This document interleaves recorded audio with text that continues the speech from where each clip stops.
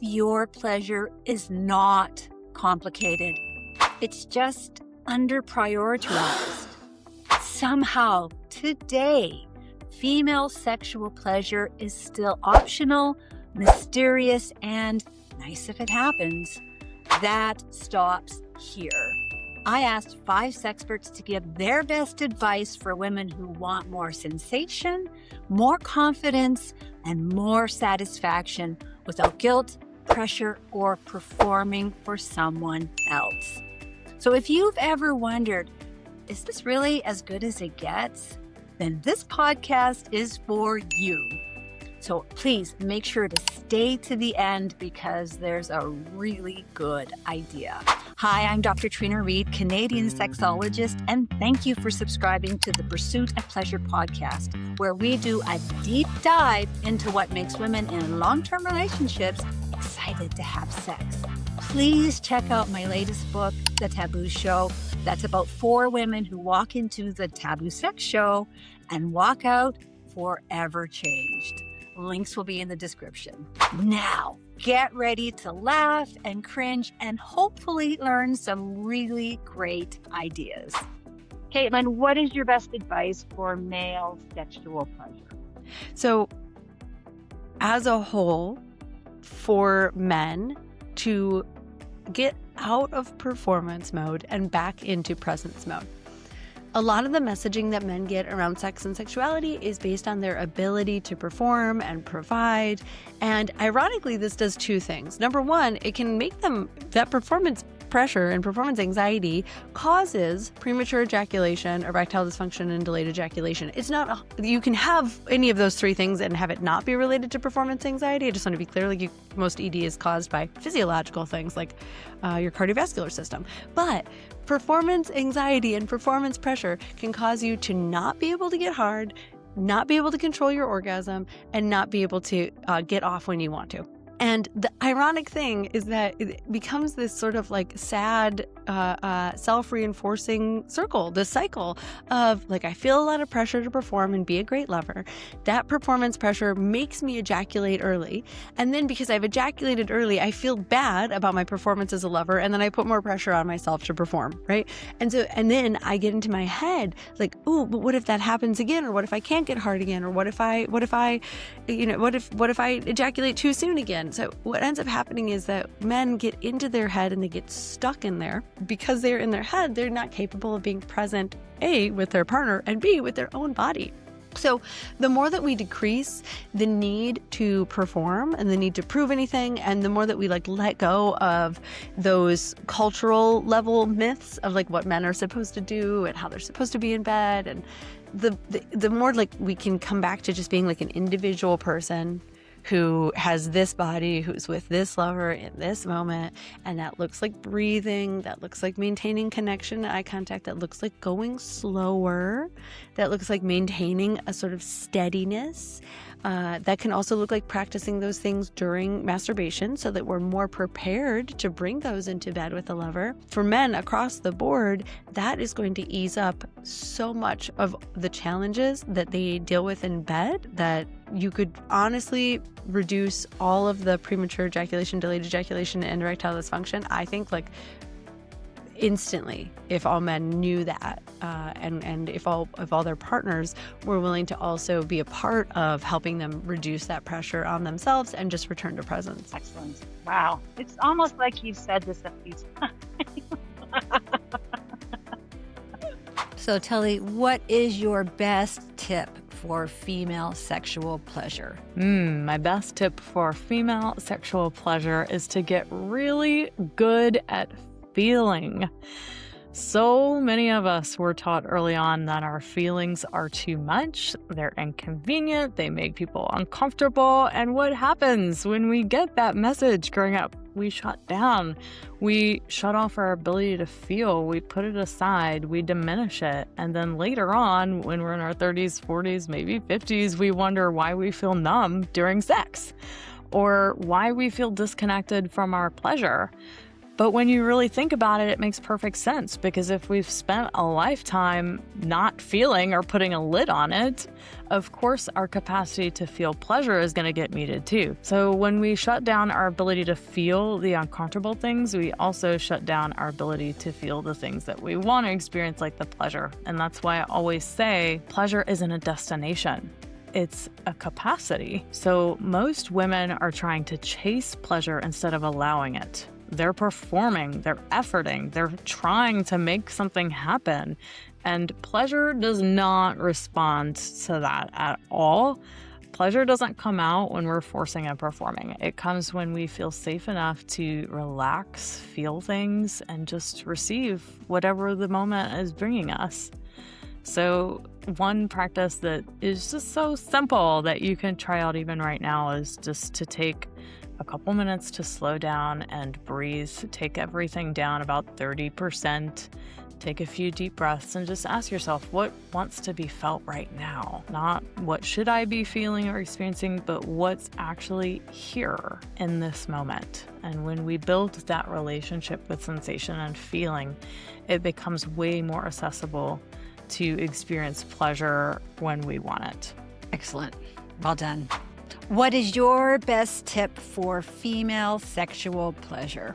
My best tip for female sexual pleasure is that you slow down. My friends, don't just go as slow as you think slow is. Go even slower than that. You want to arouse a woman from the extremities in. And the biggest mistake that people make when trying to pleasure a woman is they go straight to primary erogenous zones, tips, nips, and clits. Try to hold her hand. Wherever there's a flexible joint in the body, tickle her elbow, get behind those knees, caress that neck, feel that side boob, feel along the side of the waist, feel those hips, feel the curve of the thighs. Wherever there's a flexible joint, there's an extra bundle of nerve endings. We call them secondary erogenous zones, and those are some of the yummiest bits. If you want to help a woman get more aroused faster, it's all about making your way into the center, but don't forget the external. That's great. Tips, nips, and clit. Like, I've been doing this for a long time, and that's the first time I've heard that, and that is outstanding. I'm going to be pulling that one. Thank you. So, Dr. Willow, what is your best tip for female sexual pleasure? So my best tip for female sexual pleasure is to find your Shakti inside of yourself. Shakti is a Sanskrit word. It means sexual essence and sexual energy. And it's really, I think we have grown up to learn that, somebody else is meant to know how to turn us on and how to make us feel ignited. And the exact opposite is true. Really understanding how to turn yourself on, how to find pleasure in your own life, how to not only know what erogenous zones in your body turn you on, but what sensations turn you on. I mean, maybe you'd like to have a rose dragged across your nipples. Maybe you would like to have pearls along your pussy. I mean, there's so many options. So it's really a wonderful opportunity to get creative. Throw some coconut oil in the mix, my friends, because that is going to make everything a lot more fun and slippery and sexy and juicy. So, Jana, what is your best tip for female sexual pleasure? Here's my best tip for female sexual pleasure. What a lot of women don't understand is that their pelvic floor is a key component or a key piece to the orgasm puzzle. I feel like so many women believe that they either know how to orgasm or they can orgasm or they don't, or they used to be able to orgasm in their 20s and 30s and now that they're in perimenopause or postmenopause they can't. And we just come to believe that this is quote unquote normal, and we're actually being conditioned by society for that exact kind of mindset that this is just normal. I'm 52 years old now, so of course I'm not going to be able to orgasm like I could at 32. That is the biggest crock of BS out there. And the fact that 50% of women over 50 are no longer having any type of sexual intercourse, it just blows my mind, because from a longevity, hormone balance, immunity perspective, orgasm is such an amazing thing to be able to produce in your body. And here's the thing, the physicality of our pelvic floor, 14 muscles in 3 layers that live basically, if you put your hands on your hips, those are the bones of your pelvis. The pelvic floor lies and lives within those pelvic bones. When those muscles are working too hard, we call it hypertonic, or they're lacking tone, in order for an orgasm to actually appear or for you to experience it, the muscles have to be able to go from on to off, so contract, relax, between 2 and 32 times over the length of the orgasm.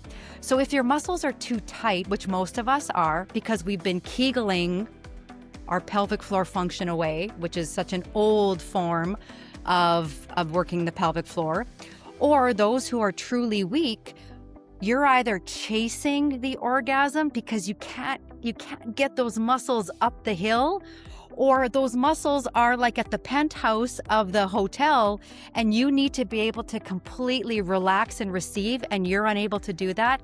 So every single beating heart that lives in a woman's body is able to orgasm.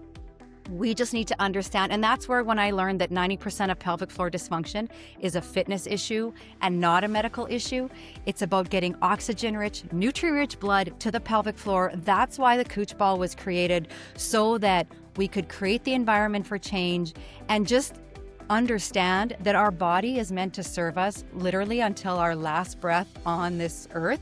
And that includes being able to have an amazing sensual and sexual life. Once women understand that, you can just see the light bulb or the spark in their mind. And women are very good at taking action when they understand the why.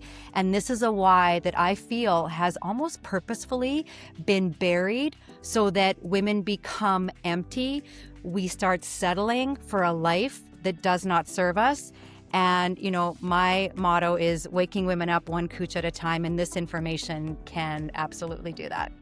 So if something clicked for you during this podcast, awesome. That means you're ready to make a few changes.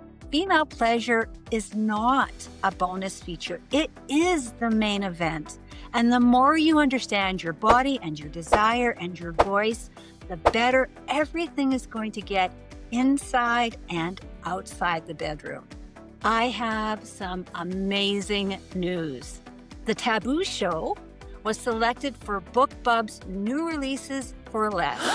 Now, this matters because BookBub doesn't just feature any book. Their editorial team handpicks the books they believe their readers will love. So on March 17th, my book goes out to 1.27 million women fiction readers in the US and the UK and in Australia. So the good news for you is from March 15th to 22nd, the Taboo Show ebook is going to be on sale for $2.99 on Amazon and Apple Books. Yes! So if you've been curious about the Taboo Show, or you have a friend who needs it, this is the week. Remember, read now, play later. All the links to today's experts and my book will be in the description. And if you loved this conversation, please watch the next episode, because pleasure is not just one tip, it is a learned skill. And you and I, we are just getting started.